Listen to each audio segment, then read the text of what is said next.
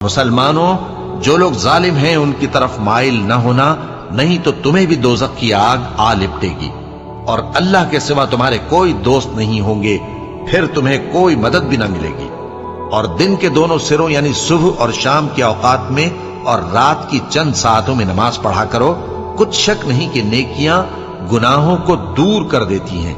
یہ ان کے لیے نصیحت ہے جو نصیحت قبول کرنے والے ہیں، اور صبر کیے رہو کہ اللہ نیکوکاروں کا اجر ضائع نہیں کرتا۔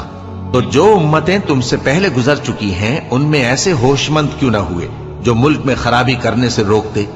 ہاں، ایسے تھوڑے سے تھے جن کو ہم نے ان میں سے نجات بخشی، اور جو ظالم تھے وہ انہی باتوں کے پیچھے لگے رہے جن میں عیش و آرام تھا، اور وہ گناہوں میں ڈوبے ہوئے تھے۔ اور تمہارا پروردگار ایسا نہیں ہے کہ بستیوں کو جبکہ وہاں کے باشندے نیکوکار ہوں از راہ ظلم تباہ کر دے۔